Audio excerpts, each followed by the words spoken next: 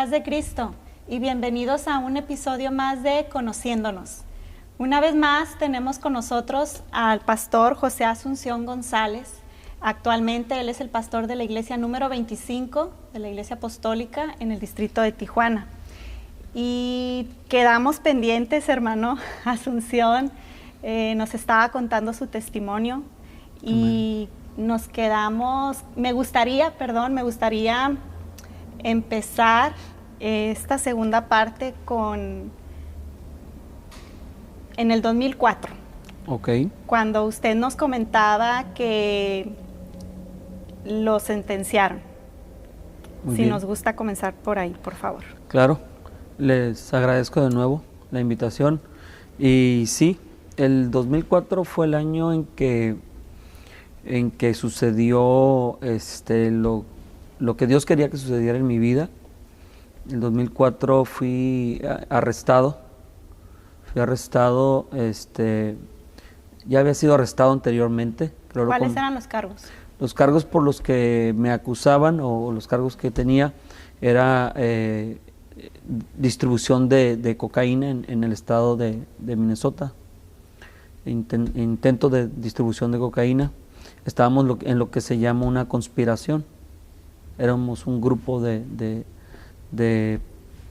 varones tratando de distribuir esa droga en ese estado. Y en esta ocasión ya era la tercera vez que me arrestaban. Las otras dos veces, creo lo mencioné, ya me habían absuelto porque yo platicaba con Dios. Yo creo que la mano de Dios se movía. Yo creo que Dios trata con nosotros de formas que muchas veces son únicas. Así es. Porque somos únicos para Dios. Y en las otras dos ocasiones, aunque había evidencia, había cargos, yo platicaba con Dios. Es algo quizás increíble para alguien, pero en la celda yo platicaba con Dios y le decía: Señor, sácame de aquí. Nunca le prometí entregarme a Él o ir a la iglesia, pero sí le decía: voy a cambiar de vida o ya no voy a hacer eso. Y los cargos desaparecían. Pero en esta ocasión muy particular, o mejor dicho, en la penúltima vez que me arrestaron, yo sí le prometí a Dios que me iba a alejar. Y si regresaba a esa vida, que Él permitiera que me arrestaran, pero ya con algo grande, refiriéndome a algo grande, que ya la sentencia ya iba a ser de 10 años para arriba, ¿no? Hasta 20 años. Que en algunos casos que me tocó ver hasta vida, ¿no? en la cárcel. Pero salí y continué, aunque traté algunos meses de hacer una vida recta, pero continué volví en lo mismo. Y sí, realmente se incrementó la forma en la que estábamos haciendo lo ilícito, se incrementó. Y recuerdo muy bien ese día en que fui arrestado en Minnesota. Recuerdo muy bien que cuando me pusieron las esposas en las manos, fue una joven de hecho, me pone las esposas y cuando me estaba esposando, escucho la voz de Dios. Así como yo sé escuchar la voz de Dios, desde niño sé escuchar la voz de Dios. Escucho la voz de Dios que me dice: ¿te acuerdas lo que me prometiste? Y cuando yo escuché la voz de Dios, entonces empecé a tener temor. No tanto temor por la situación que estaba atravesando, que sí había cierto temor, pero mi temor ya era con Dios, porque ya estaba tratando directamente con Dios. Dios estaba tratando conmigo. Entonces me llevan a una celda y de nuevo digo: pues voy a empezar a platicar con Dios de nuevo. Y le dije al Señor que esta ya era la definitiva, que me ayudara a salir de ahí, que me apoyara. Y curiosamente, antes de las 72 horas, me vuelven a quitar los cargos. Salgo yo de... ¿Cuál era la sentencia? En ese momento, quien nos había arrestado, si alguien tiene conocimiento de esto, quien nos había arrestado era el estado de Minnesota. la policía estatal, vamos Sí. a decir. Entonces, el Estado dijo, no queremos pelear el caso, entonces el Estado tira los cargos Ok. y me dejan salir. Vuelo hacia Los Ángeles, donde vivía en ese momento, y sí voy a la iglesia. Voy a la iglesia, pero fui como pagando una Manda. manda. Voy y le digo al Señor, aquí estoy. Gracias. ¿Ves que me porté Sí. bien? Le digo, aquí estoy, gracias por lo que hiciste, te agradezco. Pero hasta ahí. Aunque sí tenía intenciones, estaba como teniendo intenciones de querer cambiar. Sin embargo, es muy difícil. Claro, por el ambiente en el que ya está Exacto. envuelto. Cuando alguien está envuelto y cortar con lazos así es muy difícil. No es tan sencillo porque ahí tienes conexiones de una u otra manera. Toda tu vida gira alrededor de lo que has venido haciendo, tus amigos, conocidos, toda tu vida gira, entonces no es tan sencillo. Sin embargo, sí tenía intenciones, pero no lo logré. Fui a la iglesia, le agradecí a Dios, pero mi corazón todavía seguía endurecido, no tenía intenciones yo de seguir al Señor. Y me parece que hablamos nosotros acerca de la llamada que le hice a mi mamá. Sí. No siquiera que continúe con eso porque es parte de... Sí, para recordar. Después de que fui a la iglesia, les comentaba que mi mamá no tenían conocimiento pues de que yo había sido arrestado, mi familia. Le llamo a mi mamá, ellos vivían en Culiacán, viven todavía. Le llamo y me contesta mi papá. Y en ese tiempo mi papá no era bautizado.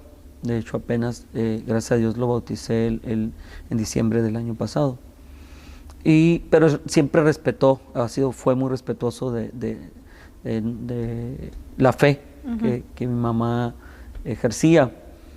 Y me contesta y le pregunto yo por mi mamá y me dice, ahí está, me la pasa.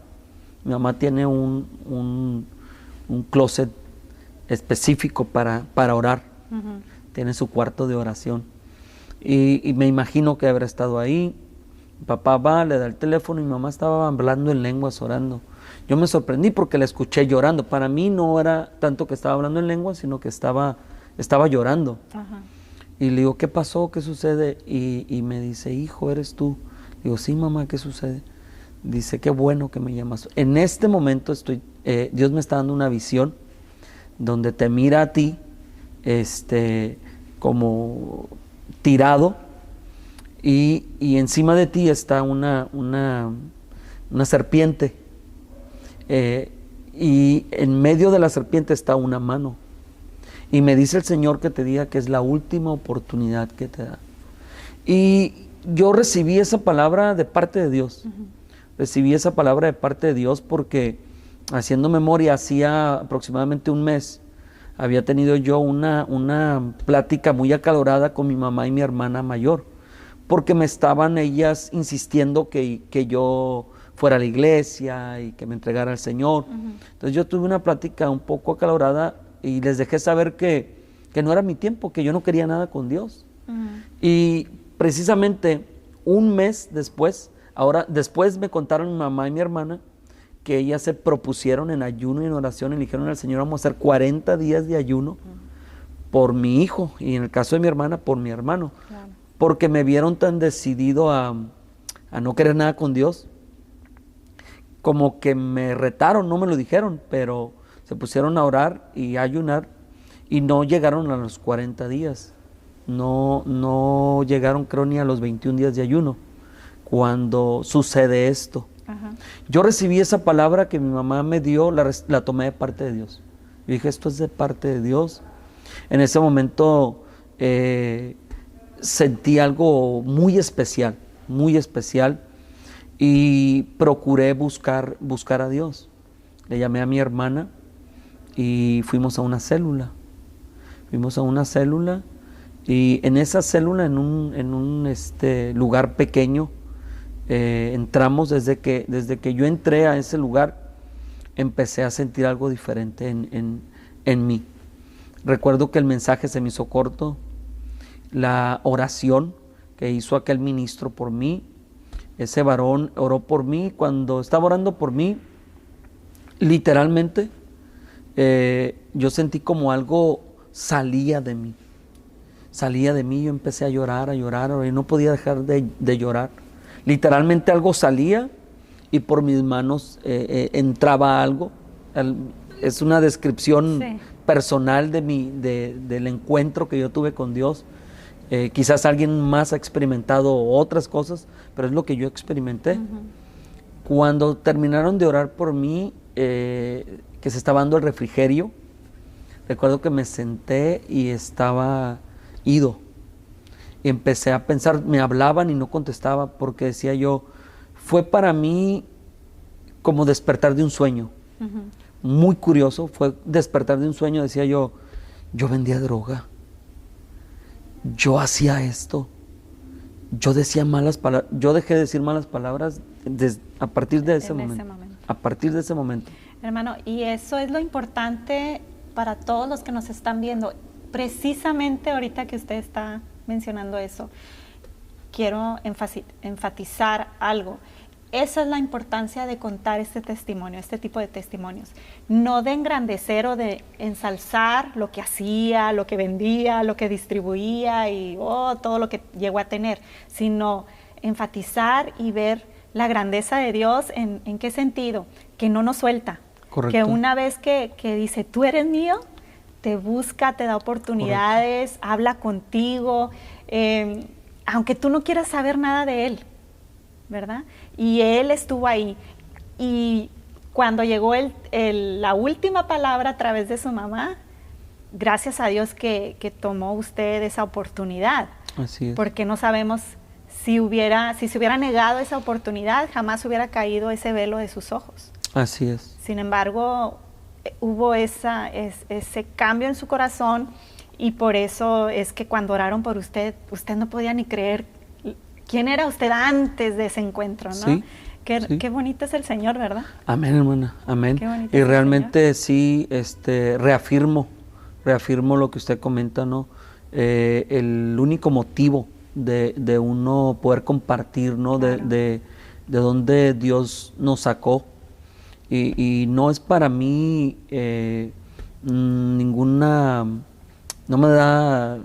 Ninguna gracia. No, ninguna gracia realmente. Sí lo comparto hasta con un poco de pena. Sin embargo, pues de allá salimos, de allá nos sacó el Señor. Tomamos una muy mala decisión a la edad de 16 años, como ya lo conté. Una muy mala decisión de ir al mundo, de ir a experimentar, a ver lo que el mundo ofrece. Aquí también me gustaría preguntar, quizá ya lo mencionó, pero me gustaría preguntar algo. Porque usted desde niño estaba en la iglesia, nos contó que llegaba a predicar, era el predicador de los adolescentes. Sí. Y los que hemos crecido en la iglesia vemos generaciones de jóvenes que llegan en la adolescencia, en la juventud, se desaparecen muchos, ¿verdad? Quisiera saber qué fue lo que pasó. ¿Cómo es de que ese jovencito se levantó un día y tomó malas decisiones? Claro que no fue así, ¿verdad? No. Hoy voy a hacer esto. No. ¿Cómo se fue dando? Yo recuerdo en mi grupo de amigos de la iglesia, ajá, siempre había cosas del mundo. A ver si me logro explicar. Sí. Participábamos en la iglesia, íbamos a la escuela bíblica dominical, estábamos en los cultos, estábamos en los dramas, pero en nuestro grupito de amigos siempre había... Se permitían cosas, se puede decir, nos permitíamos... Entre el grupito cosas, había pornografía en aquel tiempo, y estábamos en la iglesia, claro, participábamos, pero había pornografía.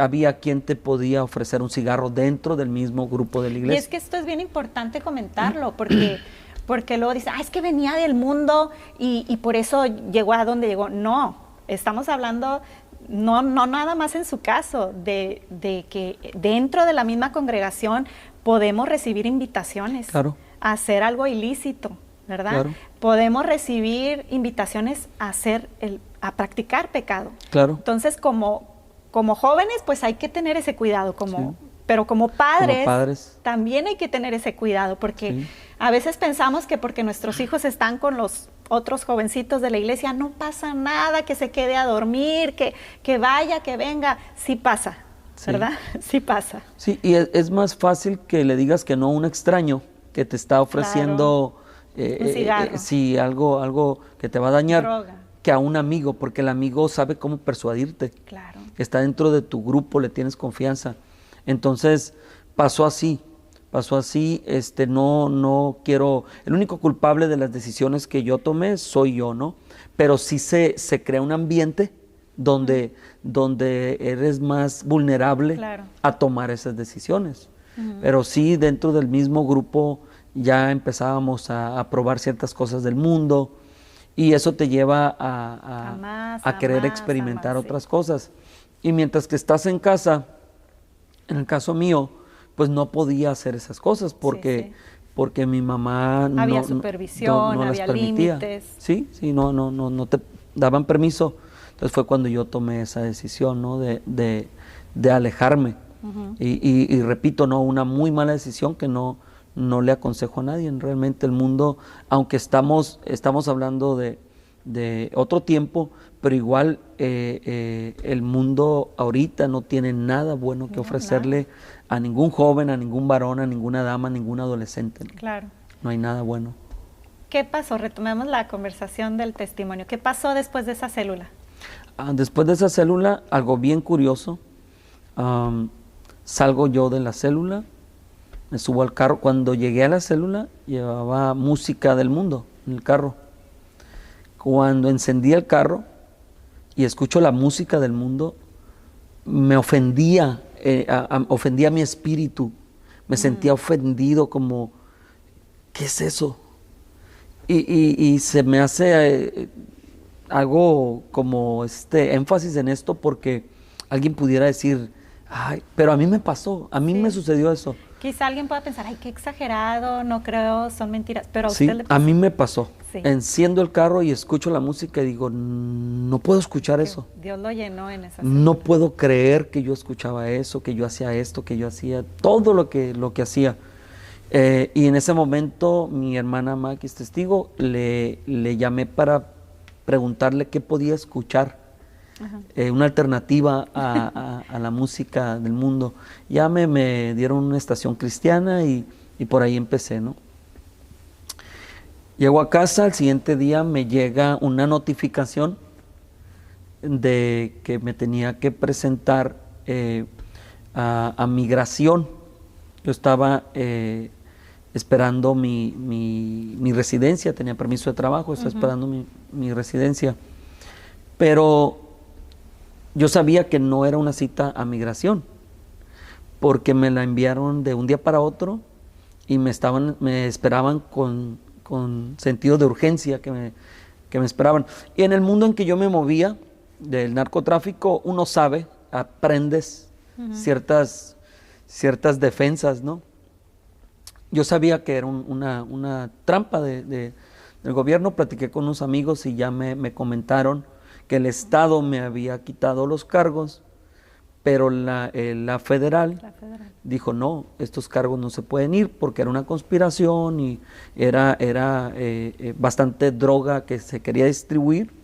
Entonces la federal retomó el caso. Entonces, lo que estaban haciendo es poniéndome carnada para que yo me presentara en migración y me arrestaran. Entonces en ese momento le llamé a mi mamá, como mi madre espiritual, como mi mamá, y le pedí consejo. Digo, mamá, ¿qué hago? Me dice, usted ya se entregó al Señor, vaya y preséntese. Y Dios va a tomar el control. Y le digo, pásame a mi papá. Y le digo a mi papá, papá, ¿qué hago? Me dice, vente para México corriendo. Dice, haz maletas y vente. Entonces dije yo, ese consejo está bien. Pero quise seguir la voz que creí que en ese momento era la correcta y me entregué. Me presenté y en cuanto entré al edificio de migración, ya me percaté que ya había policías encubiertos. Gente esperando. Esperándome. Subo el elevador, en cuanto subo el elevador me arrestan de nuevo y me leen los cargos y me dicen que me están arrestando por lo que había sucedido en Minnesota. Y curiosamente dije yo, bueno, otra oración sencilla y en 3 días me voy, en menos de 72 horas me voy. Y curiosamente no sucedió así. Empecé a buscar a Dios y yo sí creía que en 72 horas me iba a ir.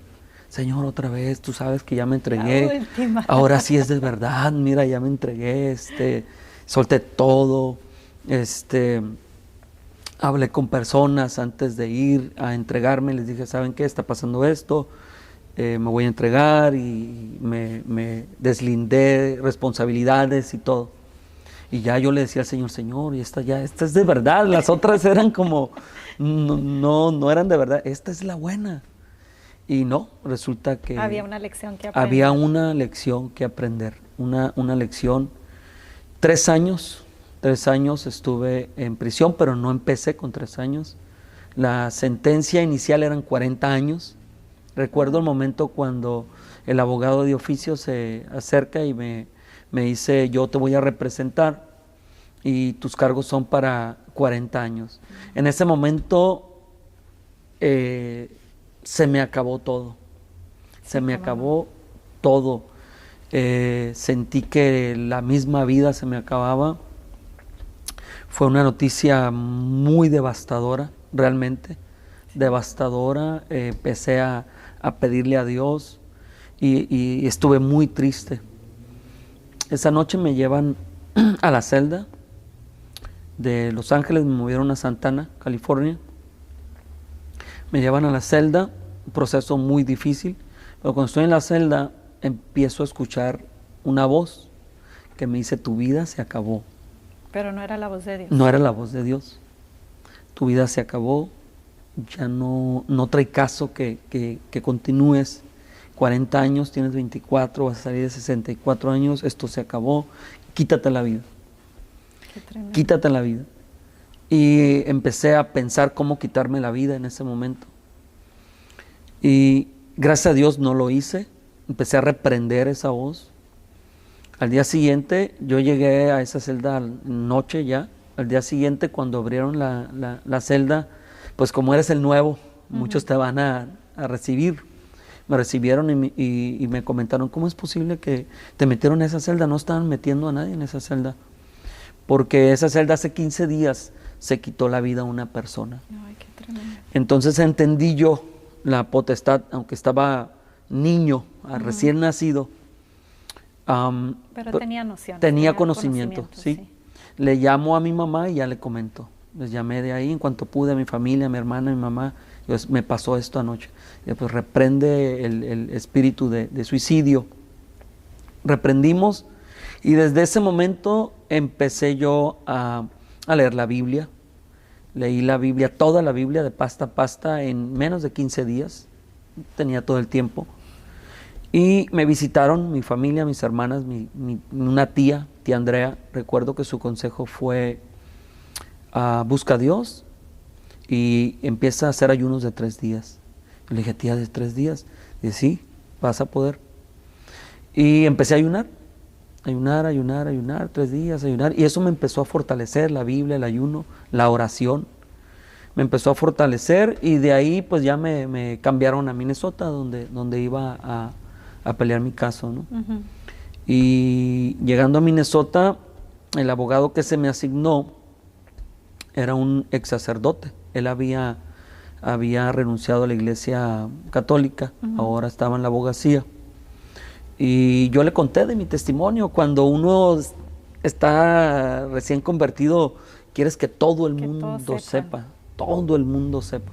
Y yo le conté de mi testimonio y cómo yo creía que Dios me iba a librar de la sentencia que me pudieran dar. Y él me dijo, no, Dios no te puede sacar de aquí. Dios no te puede sacar. Yo voy a luchar para que lo menos que te den son 15 años. Tu sentencia es de 15 años, hasta la idea, muchacho, y es lo menos que te pueden dar. Y empecé yo a tener una lucha conmigo, con mi mente, y lucha espiritual también para poder permanecer en lo que yo había creído, porque no era fácil estar adentro. Aunque me respetaban porque daba testimonio, pero algunos sí te hacían bullying, porque decían, entonces ahora eres muy cristianito. Aunque mi conversión era genuina, pero sí tienes que atravesar esa parte del bullying, de dónde vienes y ahora que estás aquí. A ver si es cierto. Entonces sí fue difícil esa parte. Sin embargo, desde que entramos empezamos a compartir el Evangelio.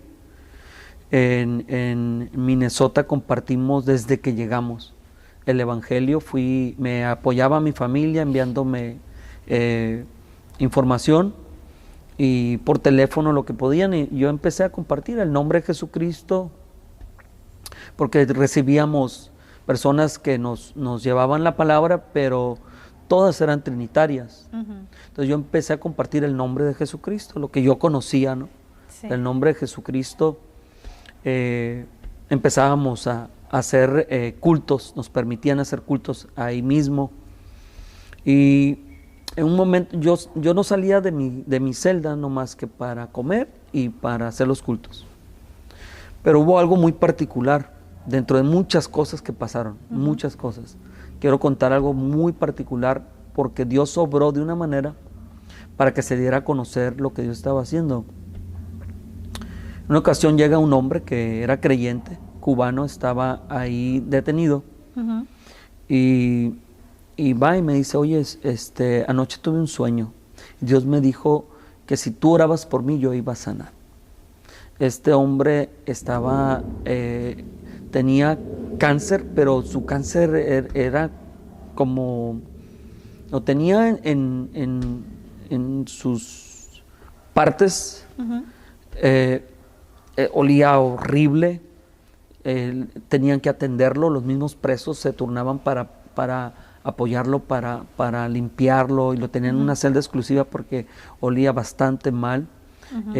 Su cáncer ya estaba hasta por fuera.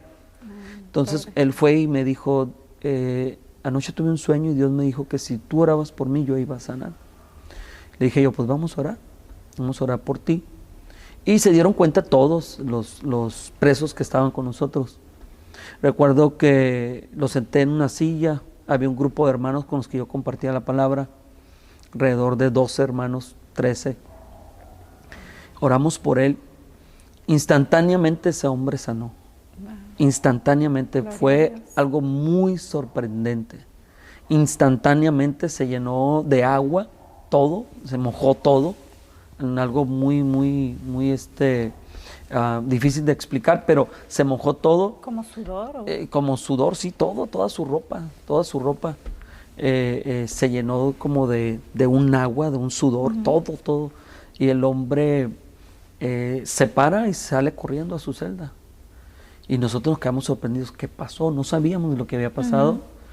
Cuando se cambia de ropa y sale corriendo, gritando, glorificando al Señor, que el Señor había secado las llagas que él tenía por fuera, había secado el cáncer todo instantáneamente.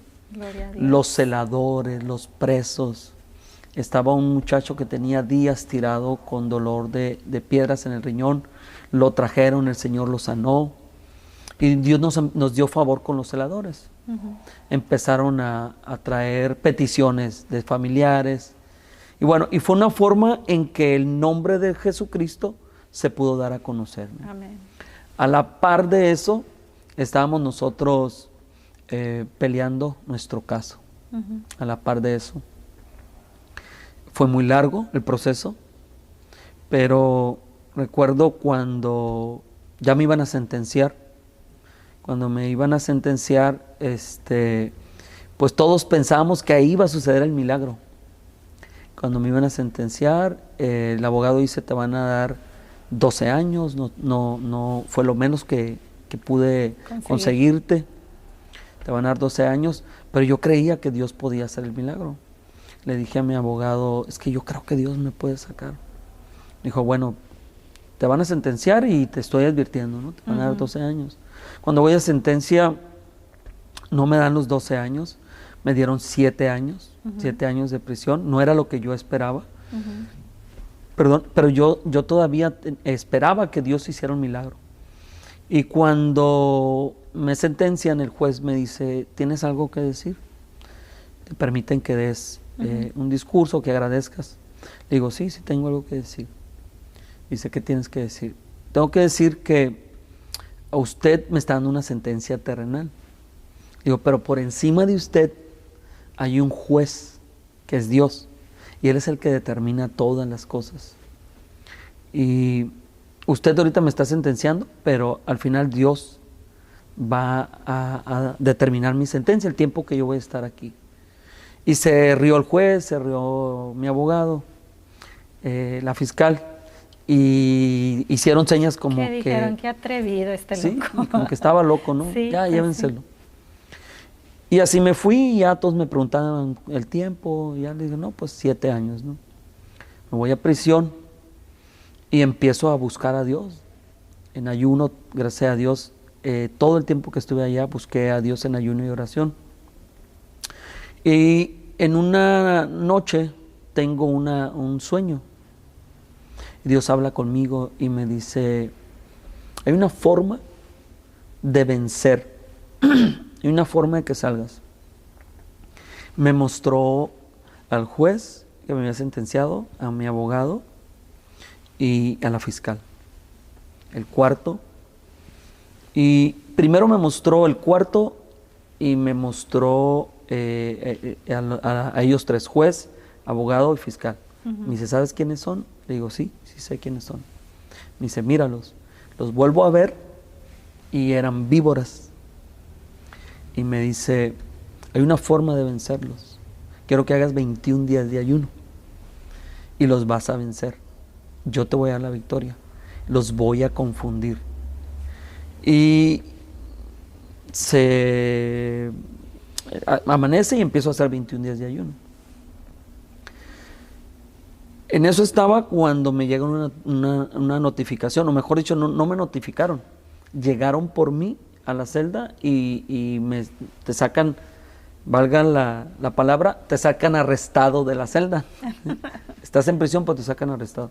Me sacan arrestado de la celda, y cuando te sacan de una celda arrestado, tú no sabes por qué te están llevando. Quizás tienes otro cargo. Y te lo van a notificar. Y te van a decir, ¿sabes qué? Estás aquí porque alguien más te está acusando de esto, tienes otro cargo, alguien en otro estado de Estados Unidos te están acusando de una muerte, hay otros cargos de droga, y pues sale uno, ¿y ahora qué va a pasar? Me llevan en un proceso largo, me llevan al mismo lugar donde me habían sentenciado, en el mismo condado. Cuando llego allá, me comunico con mi abogado y le digo, ¿qué estoy haciendo aquí? Me dice, ¿quién habla? Yo soy fulano de tal. Me dice, no sé, permíteme, no sé qué está pasando contigo. Para esto, yo sí sabía, porque Dios estaba obrando. A la semana le vuelvo a llamar y me dice, hubo un error en tu sentencia. Te van a resentenciar. ¿Cómo? No sucede eso. En las cortes federales no sucede eso.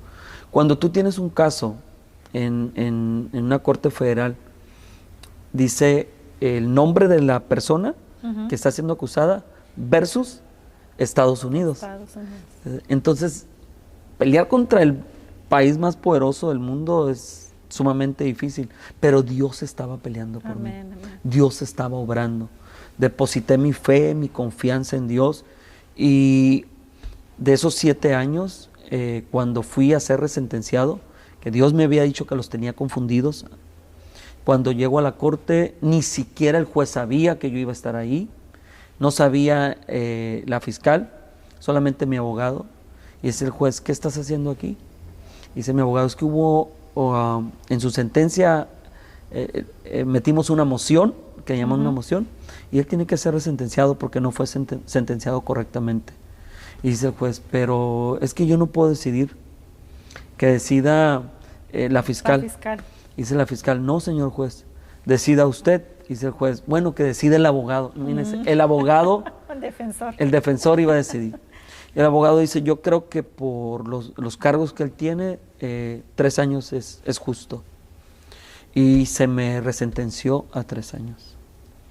Y fue un milagro. Realmente. Claro que es un milagro. Fue un milagro. De todos los años que se me querían dar desde el principio, quedaron en 3 años. De 40.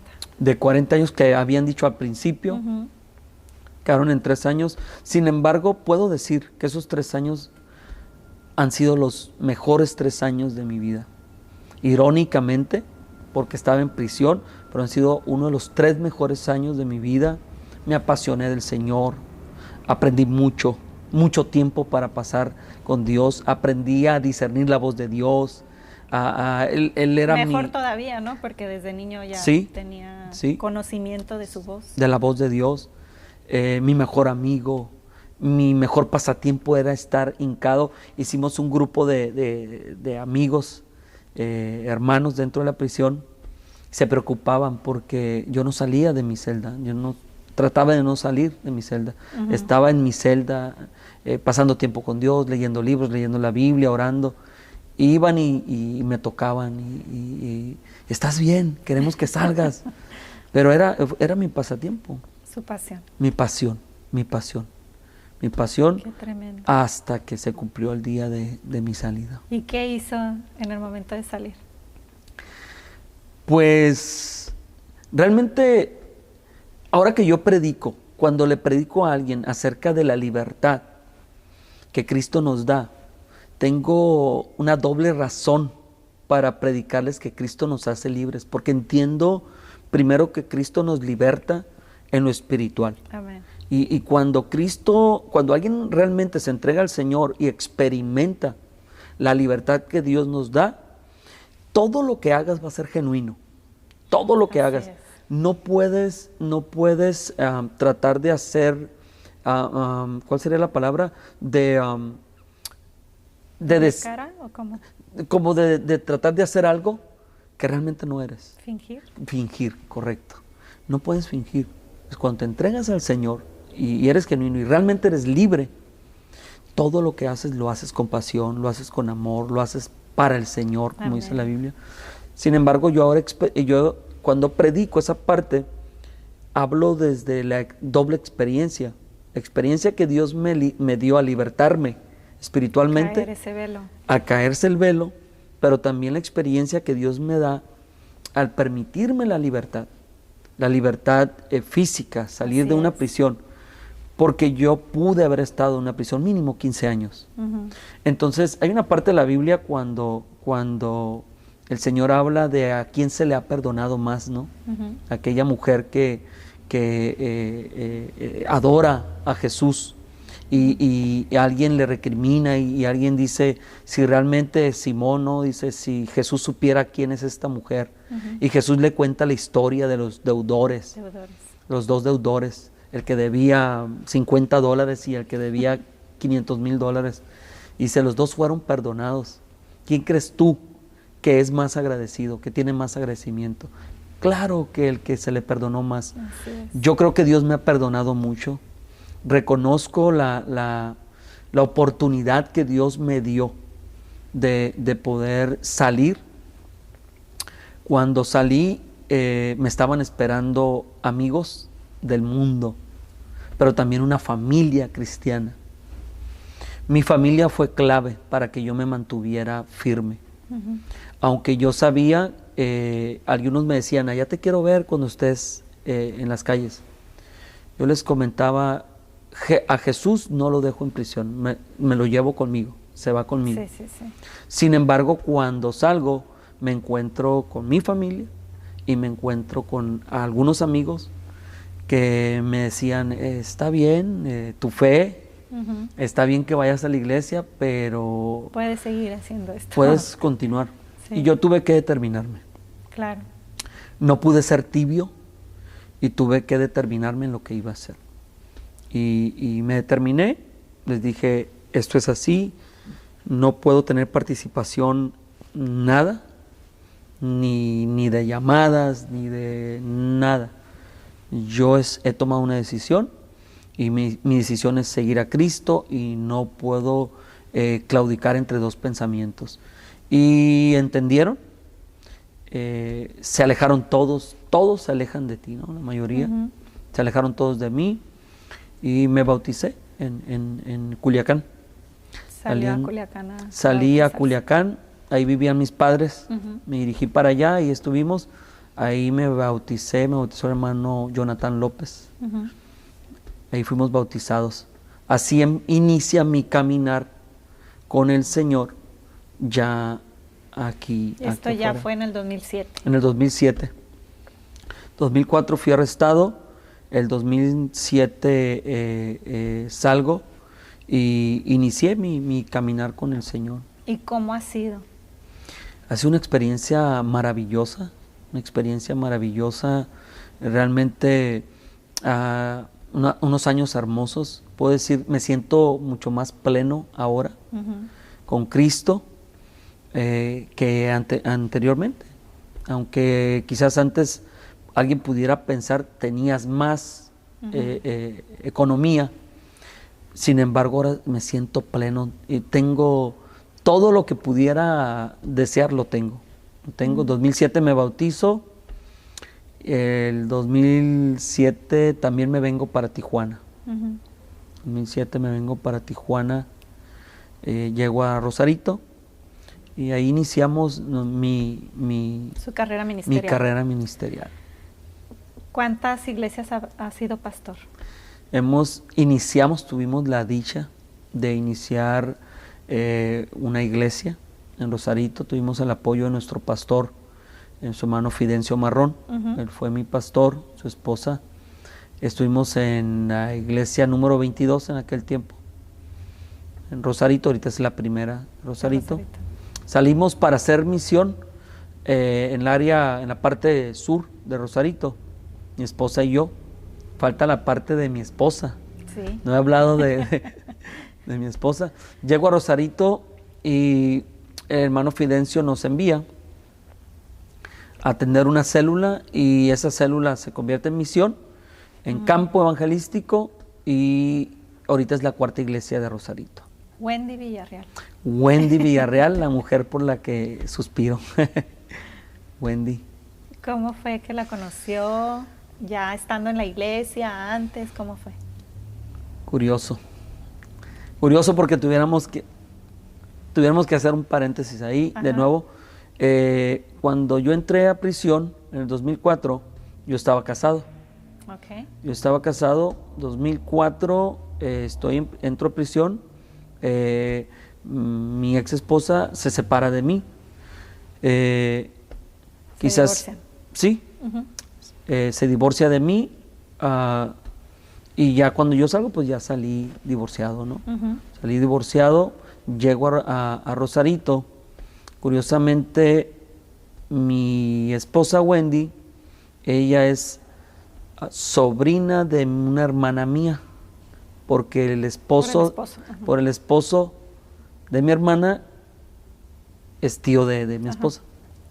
Entonces, Wendy, que yo ya la había conocido de niña, yo soy mayor que mi esposa 10 años, pues nunca me imaginé. Wendy viene a visitar a sus primos, los hijos de mi hermana, sus sobrinos. Sobrinos de ella y sobrinos míos. Se crearon juntos, se miran como hermanos, y viene a visitarlos a Rosarito. Mi hermana vivía aquí en Rosarito, de hecho todavía vive, y pues no fue nada a primera vista. Fue como, bueno, llegó Wendy, tenía 18 años, una niña, y empezamos a platicar. Se está poniendo colorada, hermana. Sí, empezamos a platicar y hubo conexión, pero necesito decir algo. Sí. Yo tenía alrededor de 2 meses levantándome a orar a las 3 de la mañana pidiéndole a Dios una compañera. la compañera correcta. Ella ya era cristiana, ¿no? Wendy, sí, con sus Ya, papás en Estados Unidos. Y yo le estaba pidiendo a Dios una compañera. Y quería que Dios me dirigiera, que Dios me dijera, que Dios de alguna forma me hiciera saber. En eso aparece Wendy en la escena. En escena. Y empezamos a platicar. Y hubo algo curioso que mi mamá nunca nos dijo hasta que nos casamos. Dice mi mamá que cuando ella mira a Wendy, el Señor le dice: esta es la joven por la cual tu hijo está orando. Pero no nos dijo nada para no... ya que nos casamos, ya nos comentó. Estuve orando por ella, y es un consejo que doy también a los jóvenes, ¿no? Orar por quien todavía no conoces es muy importante. Sí. Estuvimos orando, platicamos, y ahí inició nuestra relación. Así inició, y nos casamos en el 2008. ¿Ya tienen cuántos años? Tenemos, ya metí en problemas. 14 años. Ah, muy bien. Cumplimos 14 años en junio. Gracias a Dios. Gracias a Dios.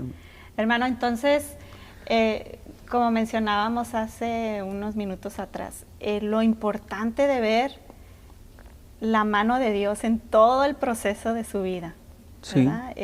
Hemos tenido invitados que toda su vida en la iglesia, o invitados que ya llegaron al camino, al conocimiento del evangelio ya de adultos, ¿no? Pero en todos hay algo que veo. No importa quién seas tú, si el Señor te escogió, así es, el Señor va a ir por ti. No importa si tú estés pensando en otra cosa, el Señor tiene un tiempo, tiene un ministerio especial que ahora... gracias a Dios usted también junto a su esposa está cumpliendo. El Señor lo llamó a predicar, y por eso desde niño lo escogió y le dio aquella visión. Sí. ¿Verdad? Ahora tengo aquí que después de estar en esa misión que abrió, ahora es la cuarta de Rosarito. Ahorita es la cuarta iglesia de Rosarito. Y después fueron movidos a la iglesia número 18, aquí en Tijuana. Y de ahí, ahorita donde estamos, en la iglesia número 25. Número 25. Contentos. Hermano, hay un salmo, el Salmo 119, 67, que usted me mencionaba que es uno de sus textos favoritos. Sí, es un versículo. Todo el Salmo 119 exalta mucho la palabra de Dios, la ley y la palabra. Pero el versículo 67 tiene que ver, me identifico con ese versículo, porque dice: antes que fuera yo humillado, descarriado andaba, mas ahora guardo tu palabra. Amén. Entonces me identifico con ese pasaje, me identifico con el autor, quizás el autor también en algún momento tuvo que haber experimentado para escribir. Claro. Se descarrió en algún momento, ¿no? Y cuando la palabra de Dios se encarna en nosotros, es maravilloso. Y por eso para mí es un versículo junto con otro. Es un versículo que no debo de olvidar, que antes que fuera yo humillado, descarriado andaba. Entonces, a mí la palabra de Dios me impactó, me selló, y creo firmemente que Dios me ha tomado de su mano, y seguimos en el camino. Gracias que a Dios Dios. Ha llamado. Hermano, ¿algún consejo que usted quiera dar? Yo no sé, como mamá, ¿verdad? Yo me gozo mucho de ver lo que usted decía de su mamá. Cómo ella luchó por usted. Para mí eso es algo que yo tomo, claro, ¿verdad? Porque a veces vemos a madres de familias o familias donde dicen, no, es que su hijo ya no tiene, incluso lo comentamos, es que su hijo ya no tiene remedio, ¿verdad? Ya está muerto, sí, espiritualmente ya no, ni luches por él. Sin embargo, vemos aquí cómo su mamá no lo soltó. No importa lo que veía, el resultado de lo que otros, quizá alguien le llegó a decir, no sabemos, ¿verdad? Deja ya a tu hijo, no vale la pena.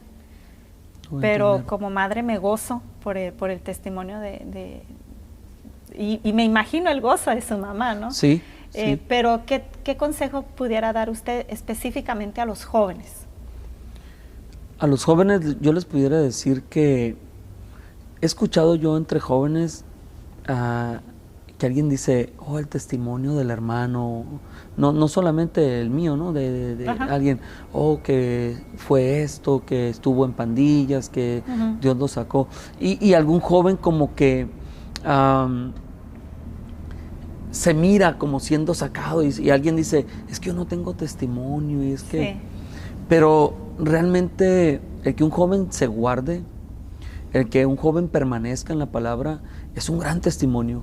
El simple hecho de que un joven nacido en la iglesia puede decir, yo tengo el privilegio de no conocer el mundo, de no probar el mundo, de no participar de las cosas del mundo, yo creo que es un testimonio mucho más impactante que el testimonio de alguien como los que hemos salido pues de cosas del mundo.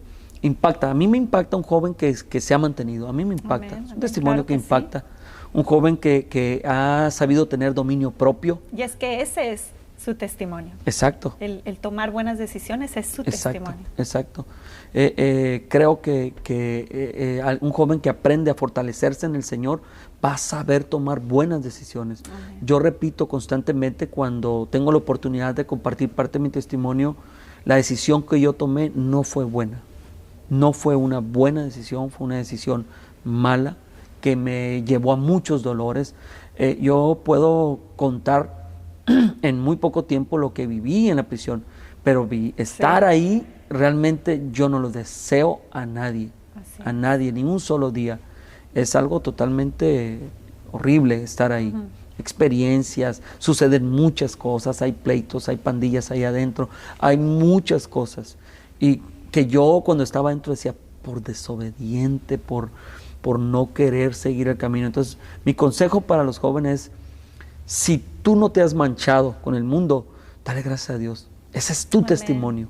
Eso es lo que tú puedes dar a otros jóvenes. Es muy importante.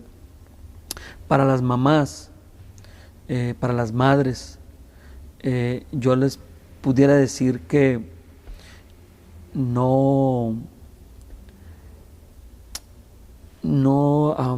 quisiera encontrar una palabra más blandita, pero no solapen a sus hijos. Así es. No sean permisivas con sus hijos, porque eso te marca, ¿eh? Como hijo desobediente, cuando tu mamá es permisiva, tu padre, tu mamá o tu papá son permisivos, como que dices tú, al cabo que mi mamá me deja, al cabo que no hay problema. Pero cuando tu figura espiritual, cuando tus padres, tu mamá o tu papá están firmes en la palabra y no son como el sacerdote Elí, ¿no? Que no les estorbó a sus hijos, sino que los padres deben de estorbarle a los hijos y de permanecer firmes en lo que ellos han creído, en las convicciones que Dios les ha dado. Yo creo que al final, aunque me imagino que a los padres les duele, ¿no? Ver la condición de un hijo, pero al final trae recompensa en que una madre se pare firme y le diga, llame el pecado como es. Pecado. ¿Sabes qué es pecado? Así es. Estás mal delante de Dios en lo que estás haciendo, no te estás conduciendo bien, no te va a ir bien. Pero cuando alguien empieza a disfrazar una madre por el amor que le tiene a los hijos, Entonces mi consejo para las madres sería, llamen al pecado, las cosas como son y ir siempre a la palabra. Y vuélvalo a decir, no solape a sus hijos, no solape a sus hijos. Hermano Asunción, muchas gracias por su tiempo, su disposición. Yo tomo como madre esa palabra que acaba de decir. Hermanas que nos están escuchando, tomemos esa palabra, sigamos luchando por nuestros hijos y no solapemos el pecado en casa, no lo permitamos. Así ¿verdad? Es. Porque las consecuencias van a llegar. Hermano, pues le quiero agradecer y Dios le pague. Está pagado. Al contrario, les agradezco yo a ustedes que nos tomen en cuenta. Gracias, hermano.